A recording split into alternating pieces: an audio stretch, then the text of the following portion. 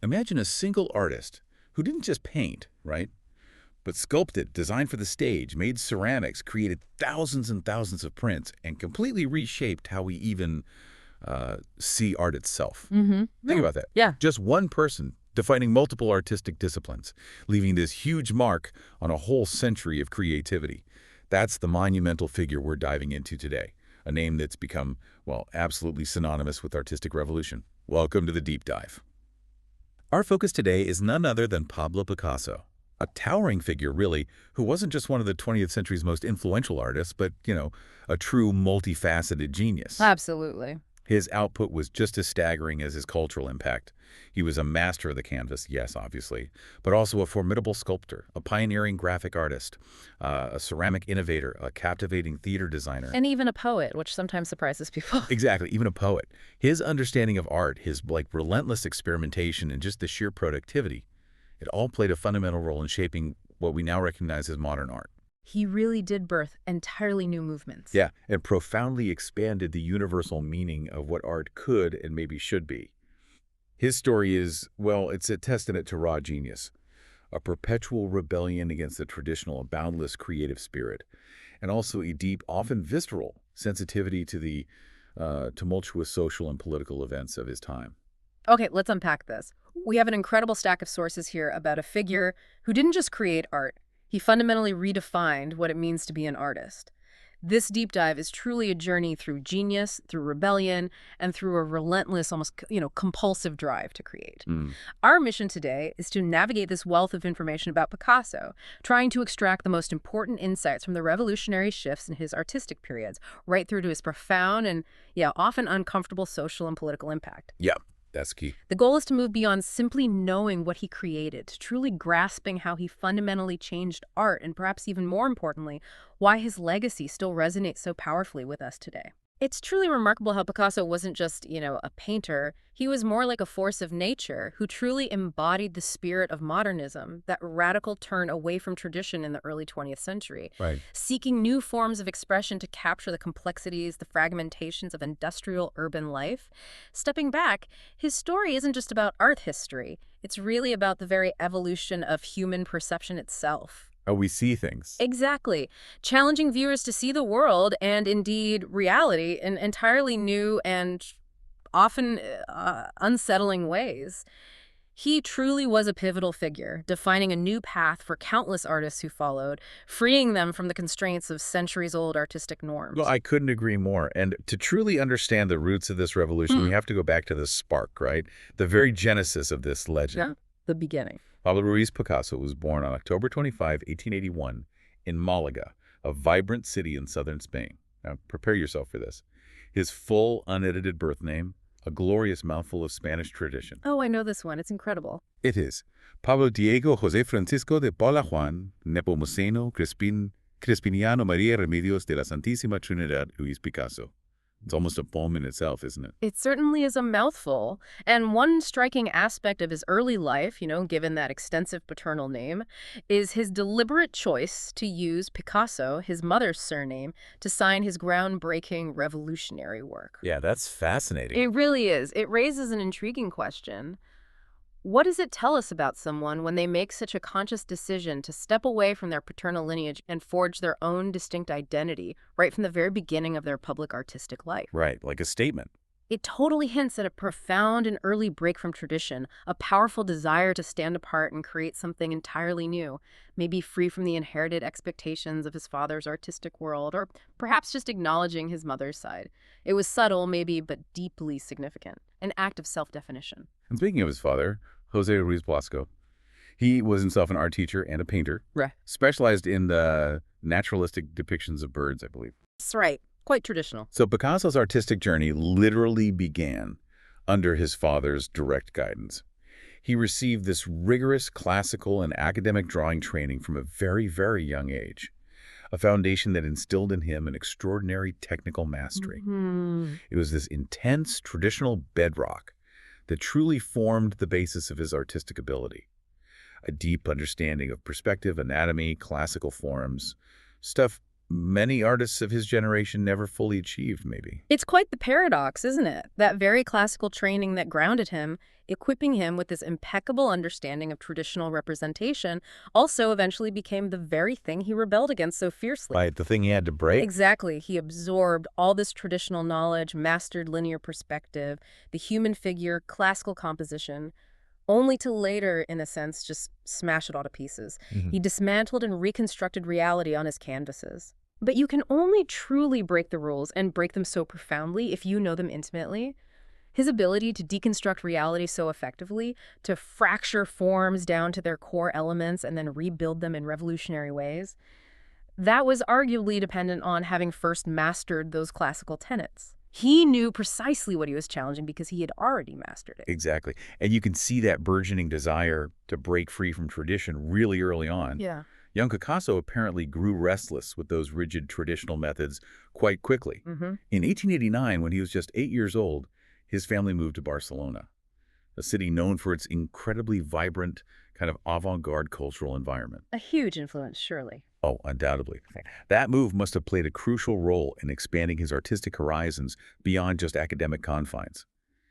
He later briefly attended the prestigious San Fernando Academy of Fine Arts in Madrid, but he couldn't adapt to its rigid traditional teaching methods. He famously hated it, didn't he? Yeah, I hated it. He didn't stay long, already feeling the constraints of formalized instruction. This early rejection of formal, conventional training is such a significant and powerful early sign of his independent revolutionary spirit. It wasn't just, boredom or youthful Well, it's impatience. no deeper than that. Right, it was a fundamental incompatibility with conventional boundaries and predefined artistic pathways. These initial experiences of formal training, followed by his swift and decisive rejection of them, very much foreshadow his later radical innovations. He recognized from an early age that his artistic voice needed a different kind of freedom, a space where he could explore without constraint. That drive to innovate just defined his entire career. And explore he did. Yeah. Which leads us directly into what are known as his blue and rose periods.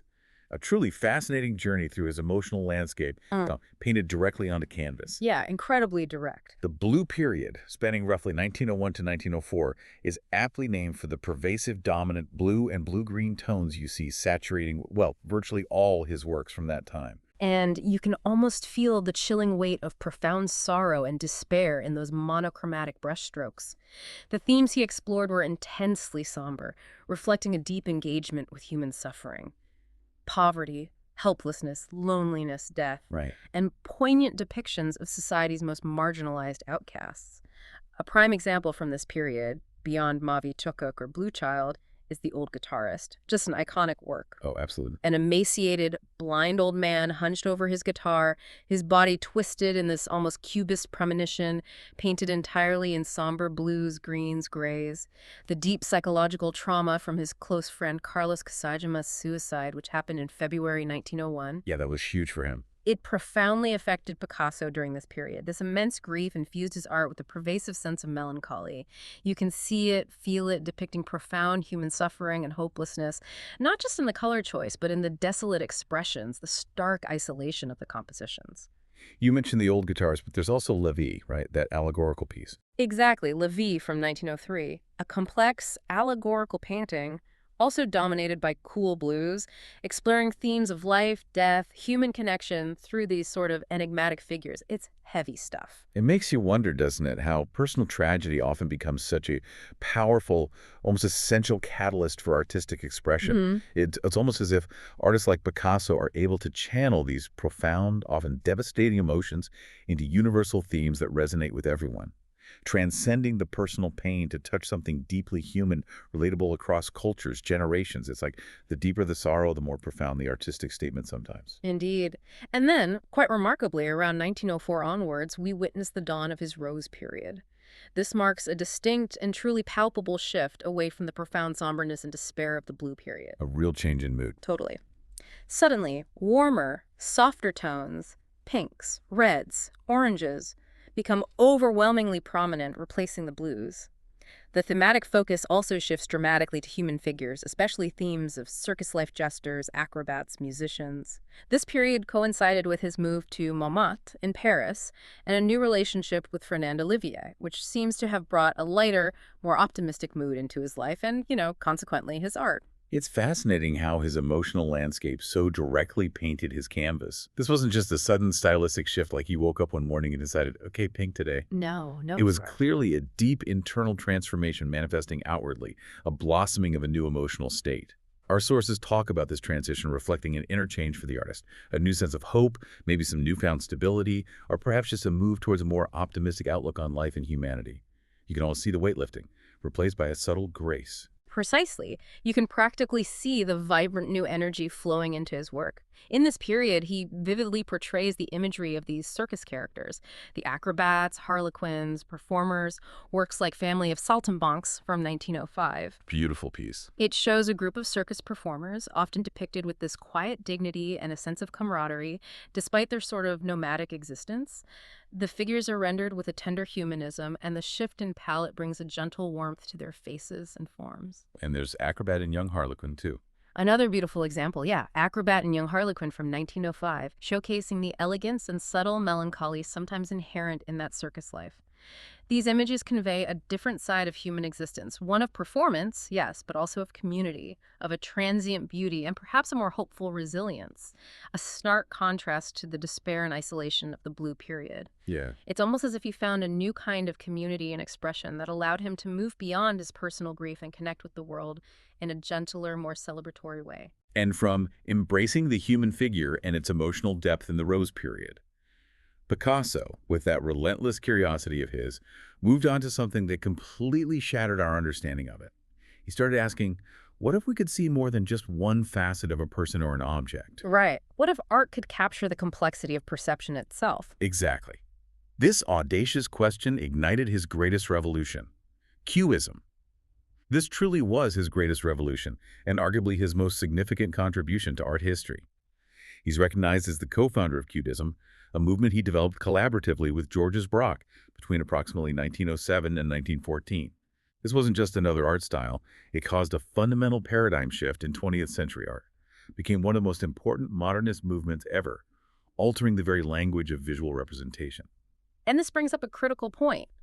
How does creative partnership amplify innovation to such a profound degree? It's not often that two minds converge so powerfully to fundamentally reshape artistic perception and create an entirely new visual language, basically from the ground up. Yeah. The collaboration between Picasso and Braque was truly unique, a synergy where they influenced each other constantly, borrowed ideas, pushed boundaries far beyond what either might have achieved alone.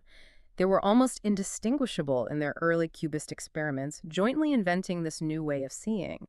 Their shared journey allowed them to break free from centuries of artistic tradition. And the genesis of this revolution, often considered the Big Bang of Cubism, is widely attributed to his 1907 painting, Avignon le Caslar, or as it's famously known in English, Les Demoiselles d'Avignon. Ah, the Demoiselles, yeah. A monumental five-figure composition that completely broke with traditional Renaissance single-point perspective, which had dominated Western art for centuries, right? Presenting the world from one fixed viewpoint. Instead, in Les Demoiselles, Picasso allowed figures and objects to be seen simultaneously from multiple fragmented angles. The figures themselves are distorted, almost menacing, broken down into sharp geometric forms and planes, with faces reminiscent of Iberian sculpture and African masks, utterly shattering classical painting conventions and the idealized nude. The real revelation here is that this work wasn't merely a formal innovation in how shapes were depicted. It was more fundamental than that. How so? It was a fundamental questioning of how art represents and perceives reality itself. It challenged the very notion of a single, stable, fixed viewpoint, presenting a world where objects exist in multiple dimensions at once, kind of like how our minds process information from various angles and moments in time. Right, like memory or experience. Exactly. It's no wonder it caused such profound shock and controversy when it was first unveiled, even among Picasso's closest friends and peers. Critics were bewildered. Matisse apparently called it a hoax. It was revolutionary because it forced viewers to actively participate in constructing the image, to piece together the fragmented reality on the canvas. mirroring the complexity of modern life and anticipating radical shifts in philosophical thought. So what does this all mean? It means he didn't just paint a picture, he painted a new way of seeing everything, a way that resonated with the burgeoning complexities of the 20th century. And Cubism, as a movement, evolved through two distinct yet interconnected phases. First, we had what's known as analytic cubism, emerging around 1907 to 1912. Right. Here, objects are meticulously broken down into incredibly complex, interlocking geometric parts with a strong focus on the relationships between these fragments. The colors are typically limited to a subdued palette of earth tones, browns, grays, ochres. Visually, it's an intensely intellectual experience. Forms are dissected, almost surgically, as if Picasso and Braque were trying to understand the very structure of reality itself. They depict multiple viewpoints of a subject simultaneously on a single two-dimensional plane, effectively dissolving the solidity of objects and blurring the line between figure and background. Like see all sides at once? Sort of, yeah. Think of a portrait where you see the front, side, and back of a head all at once flattened onto the canvas. The limited palette wasn't just an aesthetic choice, it was deliberate, to ensure the viewer focused intently on the intricate interplay of form and space rather than being distracted by color. Works like Picasso's Majoli from 1911 are perfect examples, abstract and dense, challenging you, the viewer, to actively piece together the fragmented reality mentally, almost like solving a complex visual puzzle. It was an intellectual exercise as much as an artistic one, trying to understand the underlying structure, not just the surface appearance. Then came synthetic cubism, which emerged around 1912. This phase developed with simpler forms, often employing brighter, more defined colors, and a truly groundbreaking integration of collage techniques, famously known as paper collage. Yes, collage. Real objects, things like newspaper clippings, pieces of patterned wallpaper, even fabric, were literally incorporated directly into the canvas to create new compositions. The innovation here is profound because he's not just painting a representation anymore, he's basically gluing the world directly onto the canvas. Yeah. Collage introduced a completely new layer of reality into the fragmented world of cubism, blurring the lines between representation and presentation. It challenged the traditional boundaries of painting by asking, what truly constitutes an artwork? How much of the real world could be brought into it? Like still life with chair caning. Exactly. Consider Picasso's still life with chair caning from 1912, which includes a piece of oilcloth printed with a chair caning pattern, literally adhered to the canvas, framed by a real rope. This was a radical step towards integrating everyday experience directly into fine art, emphasizing texture, material, and a new kind of visual language that didn't just represent, but presented reality. And the lasting impact of Cubism, it cannot be overstated. Picasso fundamentally changed the understanding of visual reality in art. Instead of relying solely on classical elements like single-point perspective or consistent light and shadow from one source, he enabled the viewer to experience the object from multiple angles and times simultaneously.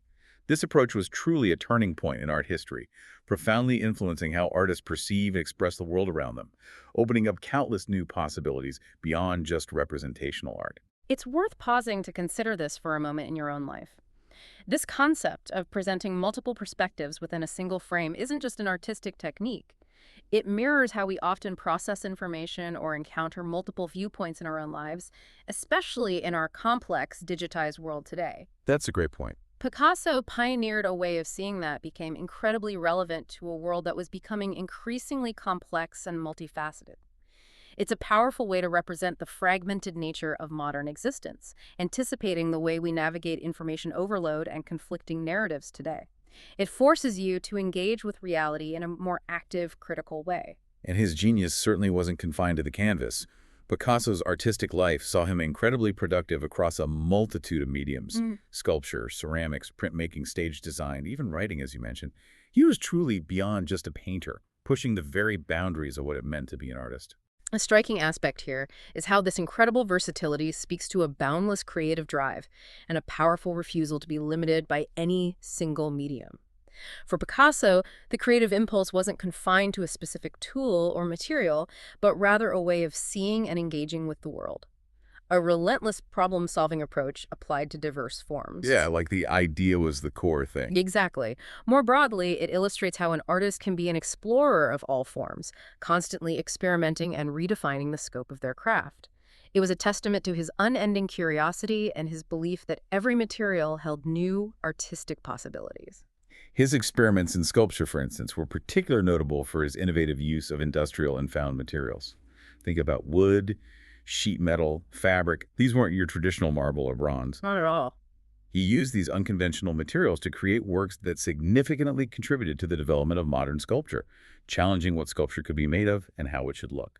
Consider his famous bull's head from 1942. Oh, the bicycle seat and handlebars. Genius. Right, where he brilliantly transformed a bicycle seat and handlebars into the head of a bull.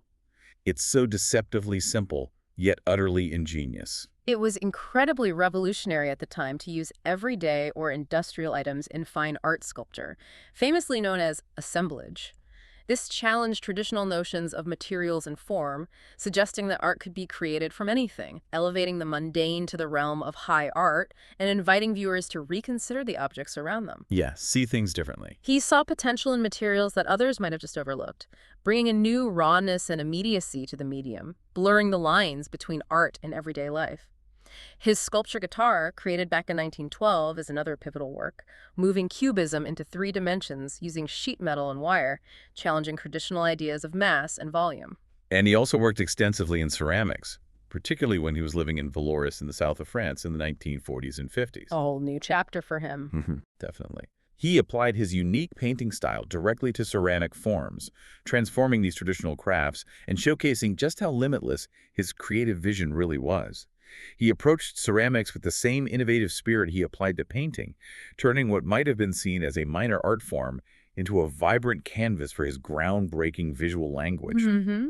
He made plates that became faces, pictures that became animals, imbuing each utilitarian object with his playful yet profound artistic signature. Thousands of pieces. His body of work in graphic arts is equally immense. He produced thousands of works using a variety of printmaking techniques, including linocut, engraving, and lithography. And this choice of medium wasn't just about exploring new techniques. It allowed his works to reach broader audiences, democratizing his art in a way that traditional, unique paintings couldn't. Series like the Vollard Suite, that collection of 100 etchings and acquaintance, created between 1930 and 1937. Incredible series. It explored themes of the artist and model, mythology, the Minotaur, demonstrating his mastery of the medium and his narrative prowess. That's a crucial point. The democratizing aspect of printmaking meant that his art could be more accessible, widening its cultural impact far beyond just wealthy collectors. It put his revolutionary ideas and his distinctive visual language into more hands, into more homes, allowing his aesthetic to proliferate more broadly and influence countless other artists and designers. Absolutely. And beyond the visual arts in the traditional sense, he was deeply involved in significant projects in stage and costume design. He famously created stage sets, costumes, and masks for the ballet Russes. Diaghilev's company. Exactly, an enormously influential ballet company led by Sergei Diaghilev. Imagine the vibrancy and theatricality he brought to those performances, blending his visual artistry with live performance and movement. For the Ballet Parade in 1917, he created these Cubist-inspired costumes and sets that were almost architectural in their form, literally transforming the dancers into moving sculptures.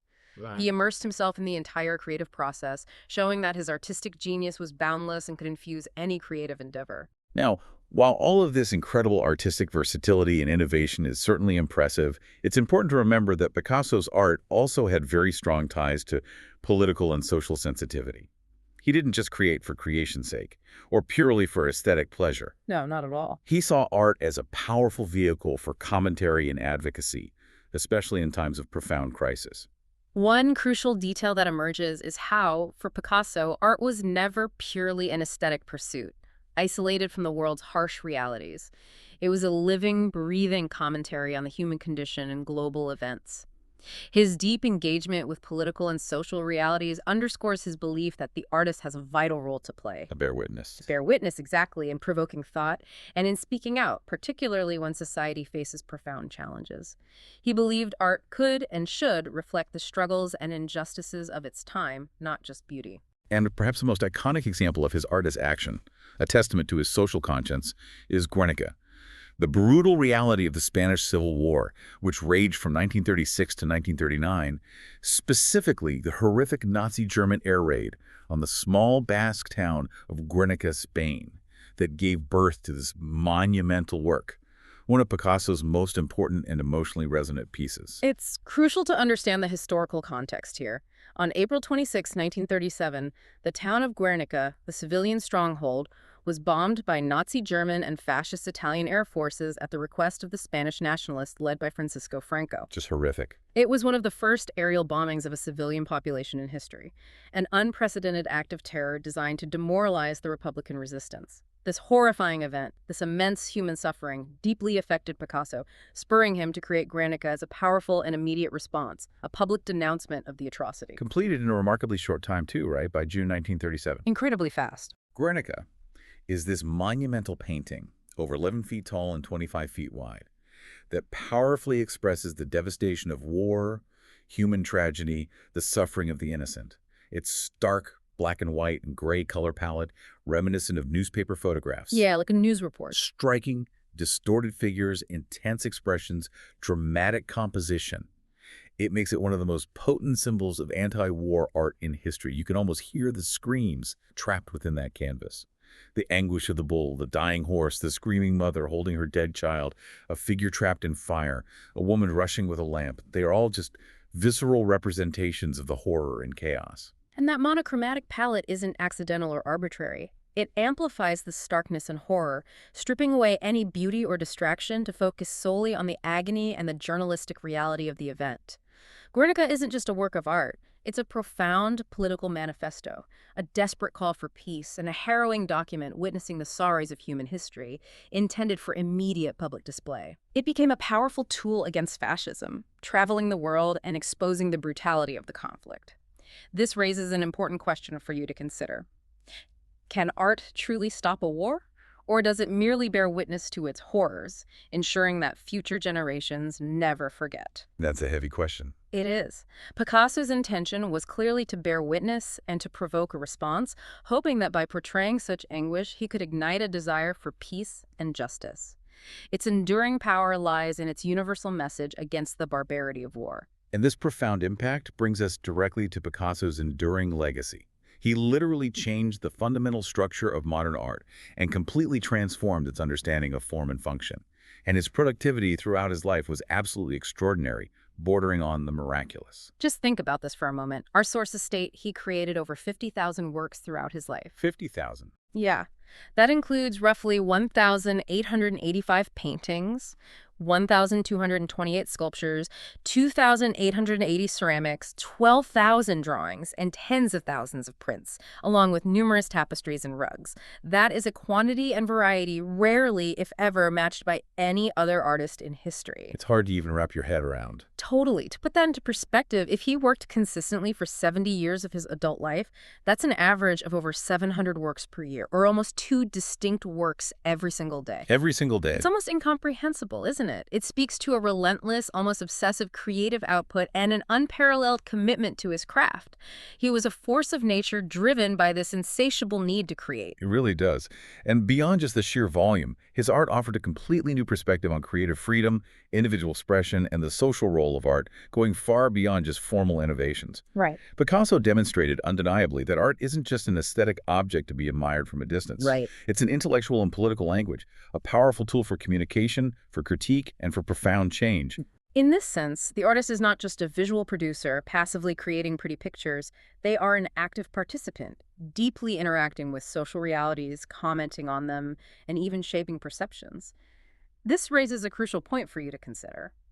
How might this idea of an artist as an active, engaged citizen influence your own perception of creative fields today? Yeah, how does it change how we see creativity? It broadens the scope of what it means to create and highlights its immense potential impact on society, pushing us to see creativity as a form of powerful engagement. And the ripples of his innovations continue to spread, even decades after his death. Cubism, along with his other groundbreaking approaches, directly inspired the development of abstract art and other monumental modern art movements like surrealism and Dadaism. His influence just permeated everything. So what does this all mean for us today? It means even if you don't immediately recognize it, Picasso's fingerprints are all over the art you see today. The impact of his work is still vibrantly felt in the understanding of form and content in contemporary art. It's just baked in now. Pretty much. Artists today, whether they're conscious of it or not, consciously or unconsciously, draw from the well of Picasso's innovations, demonstrating his pervasive and inescapable influence on visual culture across the globe. He truly laid much of the groundwork for everything that came after him in modern art, transforming not just painting, but sculpture, design, and even our very way of seeing. This deep dive into Picasso truly shows us the immense transformative power of individual vision, doesn't it? Mm. He reminds us that true genius often lies not in following the rules, but in seeing the world differently, then daring to show everyone else what you see, Mm-hmm. even if it initially shocks or confuses them. He broke classical understandings, he opened entirely new artistic paths, he expanded art's boundaries through his multidisciplinary productivity, and he left a permanent, indelible mark on human history through his works. He wasn't just an artist, he was a legend, a revolution, a turning point in the 20th century, a relentless force of creative energy who reshaped how we perceive and interact with art. Stepping back, Picasso challenges us to constantly question what we perceive as real or normal in any field, not just art. He pushed the limits of creativity and redefined the power and function of art, demonstrating its liberating nature and its profound ability to delve into the depths of the human condition, capturing both immense sorrow and exuberant joy. Mhm. This raises an important question for you to ponder. In what areas of your own life or work are you challenged to break free from traditional perspectives and redefine what's possible? His artistic journey truly continues as a boundless exploration of self-expression, innovation, and questioning for all of us.